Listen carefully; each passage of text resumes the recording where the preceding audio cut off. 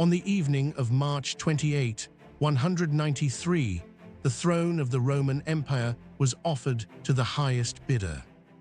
The men conducting the sale were not senators, they were the emperor's own bodyguards. Hours earlier, they had murdered the man they were sworn to protect. Now they stood on the walls of their fortified camp, shouting for wealthy Romans to name a price. One senator won. He bought the most powerful office on earth.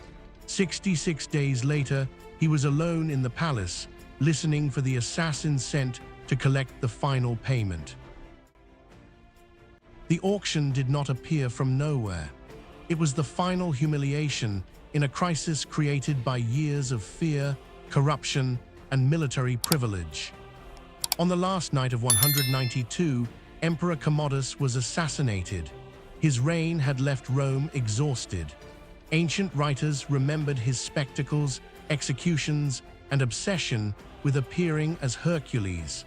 The men who removed him needed a replacement who could restore order.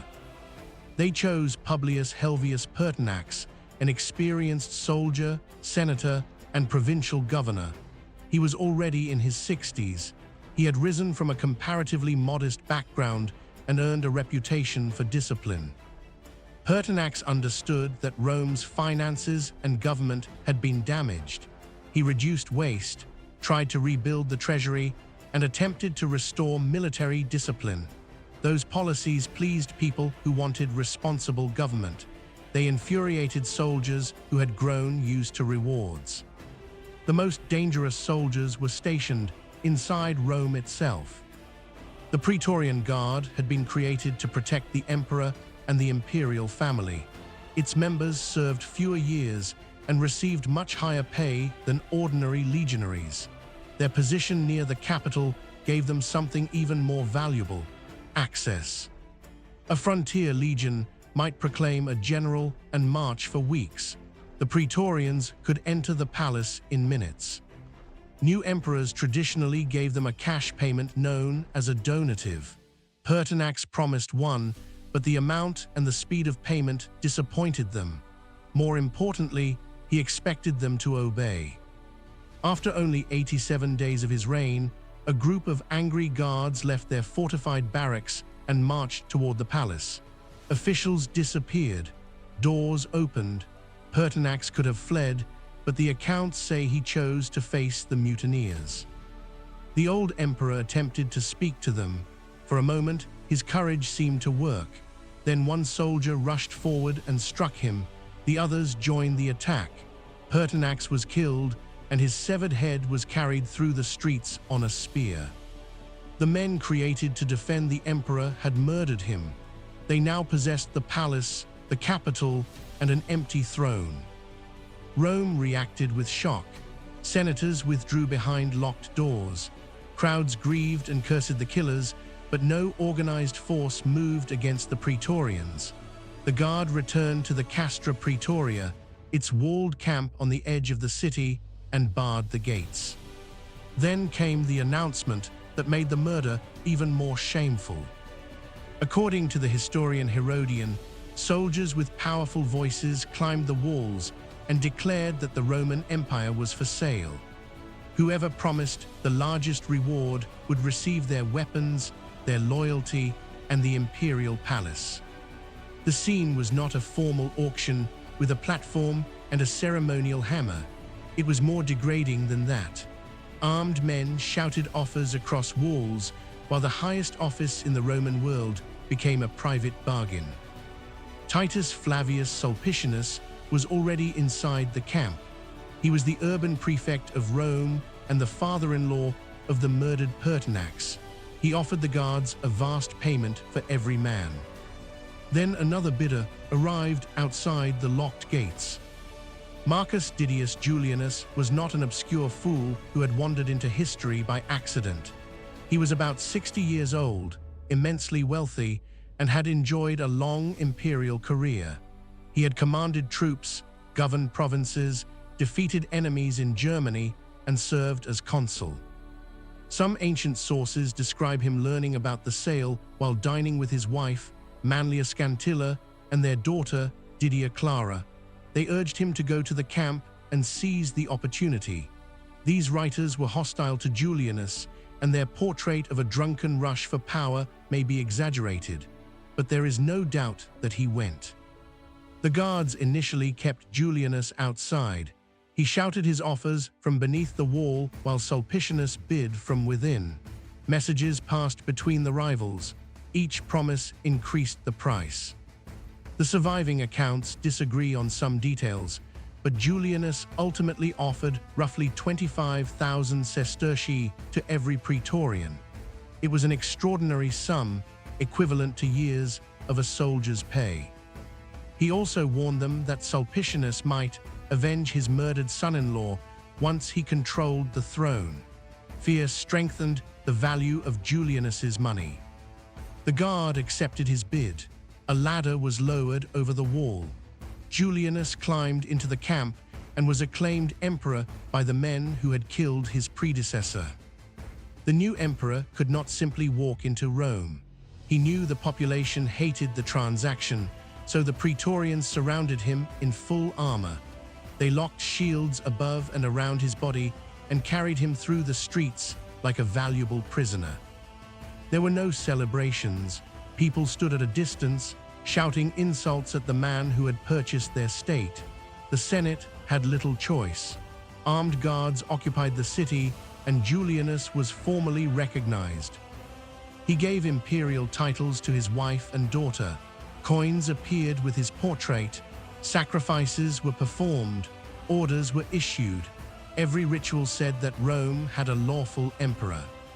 But everyone knew how he had obtained the purples. Worse, the promised money immediately became a problem.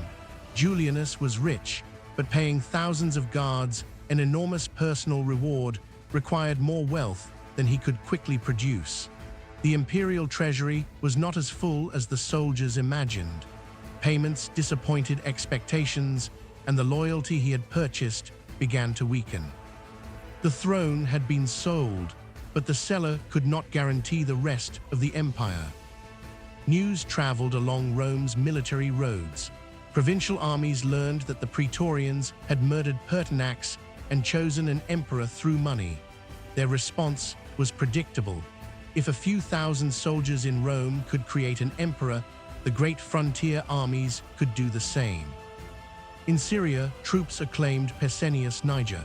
In Britain, Clodius Albinus possessed powerful legions. On the Danube frontier, the army of Pannonia proclaimed Septimius Severus. Severus was the most immediate threat. He was an experienced commander with a large, hardened force positioned much closer to Italy. He also understood how to package his rebellion.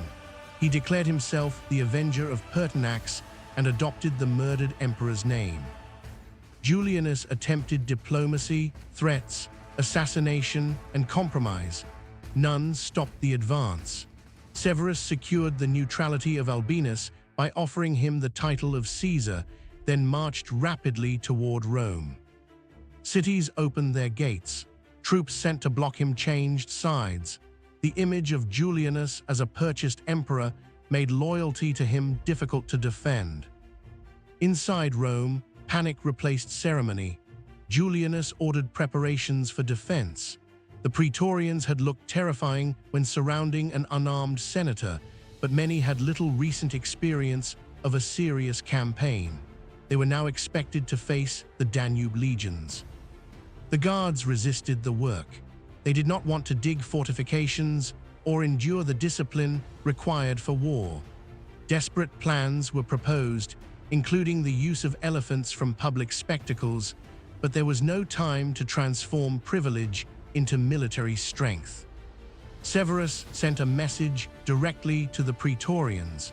If they surrendered the men responsible for Pertinax's murder, they would not all be punished.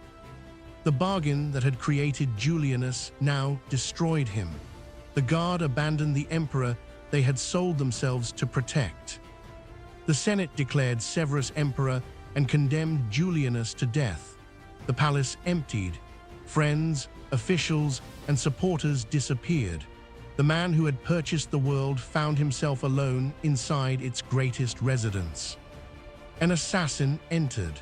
According to Cassius Dio, Julianus's final words were a bewildered protest. What evil had he done, and whom had he killed? He was executed on June 1 or 2, after a reign of roughly 9 weeks. Septimius Severus entered Rome without a major battle. He ordered the Praetorians to assemble without weapons. Surrounded by loyal soldiers, they were stripped of their uniforms and expelled from Rome. Those most directly involved in Pertinax's murder were executed. Severus then replaced the old guard with men drawn from his own legions. The punishment carried a clear message. The palace soldiers had believed they could manufacture emperors. A frontier army had shown them where the empire's real military power lived. The wider civil war was not over. Severus would still have to defeat Niger and later Albinus, but the auction emperor was already dead. Didius Julianus is often reduced to a greedy rich man who bought the Roman Empire. The truth is more revealing. He was an experienced official who made one disastrous calculation. He believed possession of Rome, approval from the Senate, and support from the Praetorian Guard would make his authority real. But an empire could not be purchased from the soldiers guarding one city. Its power rested across distant provinces, roads, treasuries, and legions. Ancient accounts were written under dynasties that benefited from portraying Julianus as contemptible, so their most theatrical details deserve caution. Yet the central event is not seriously disputed. After killing Pertinax, the Praetorians accepted competing financial promises and gave the throne to Didius Julianus. For one night, the Roman Empire had a price. 66 days later, the buyer was dead, the sellers were disgraced, and the empire belonged to the general whose army was strong enough to take it without bidding.